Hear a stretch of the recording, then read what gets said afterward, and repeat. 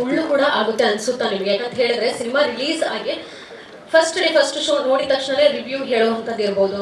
ಅಂದ್ರೆ ಈಗ ಪತ್ರಕರ್ತರಾಗಿ ನಾವು ಹೇಳುವಂತಹ ರಿವ್ಯೂಗೂ ಅವರು ಆಡಿಯನ್ಸ್ ಆಗಿ ಅವ್ರ ಅಭಿಪ್ರಾಯ ಹೇಳೋದು ಬೇರೆ, ಅದು ರಿವ್ಯೂ ಕೊಡುವಂಥದ್ದು ಬೇರೆ ಆಗುತ್ತೆ.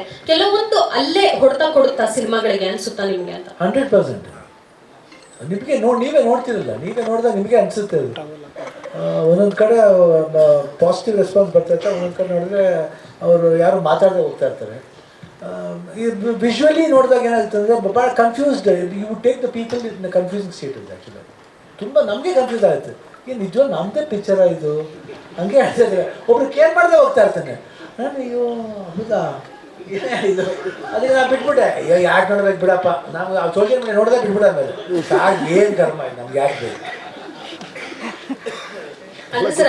ನಮ್ಮದೇ ಒಂದು ಮುಖ ಹಾಕಿರ್ಬೇಕಾಗುತ್ತೆ ಬೇಕು ಬೇಡ, ಏನು ಮನೆ ಬರೋದು ಏನಾಗುತ್ತೆ ಆಗಲಿ ಅಂತ ಹೇಳ್ಬಿಟ್ಟು ಹೋಗೋದು.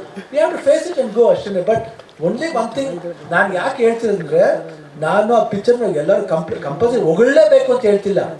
ನೀವು ರಿವ್ಯೂಸ್ ಕೊಡ್ಬೇಕಾದ್ರೆ ಸಮ್ ಹೈಲೈಟ್ಸ್ ಪಾಯಿಂಟ್ನ ಮಾಡಿ, so that at least through that this one people will come and watch ಅಂತ ನಾನು ಅನ್ಸಿ. ಇವಾಗ ನಾನು ಅವಾಗಿಂದ ಹೇಳ್ತಾ ಇದ್ದೀನಿ, ಇವಾಗಲ್ಲ. Before social media came I been telling this same thing. Print media ಹತ್ರ ಒಂದು ಇದಾಯಿತು ಇದು. ಅವಾಗ ಅವರು ಪಾಪ ಎಲ್ಲರೂ ಚೆನ್ನಾಗಿ ಕೋಆಪ್ರೇಟ್ ಮಾಡಿದ್ರು. ನಿಮ್ಗೆ ಅನ್ಸಲ್ವಾ? ನೀವೇ ಹೇಳಿ. ಅದಕ್ಕೆ ಸರ್ ಕೇಳಿದೆ. ಅದೇ ನಿಮ್ಗೆ ಅನ್ಸಲ್ವಾ? ಅದೇ ನಿಮ್ಗೆ ಆನ್ಸರ್ ಗೊತ್ತು ನೋಡಿ.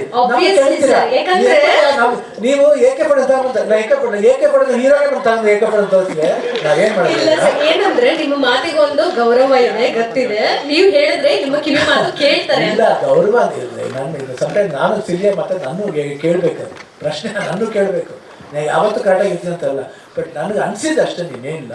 ಬಟ್ ನಿಮಗೆ ಗೊತ್ತು, ಸಿ ಸ್ಮಾಲ್ ಕರೆಕ್ಷನ್ ನಾವು ಮಾಡ್ಕೋಬೇಕು, ನೀವು ಮಾಡ್ಕೋಬೇಕು ಅಷ್ಟೇ. ಇದು ಪರಸ್ಪರ ಗಿವ್ ಅಂಡ್ ಟೇಕ್. ಯಾರ ಅಪ್ಪನ ಮೇಲೆ ಸೊತ್ತು ಅಲ್ಲ, ಇದು ಇಂಟರ್ ಡಿಪೆಂಡೆನ್ಸ್ ಇರಬೇಕು ಅಷ್ಟೇ. ನಮ್ದು ನೀವು ನಾವು ಅಷ್ಟೇ.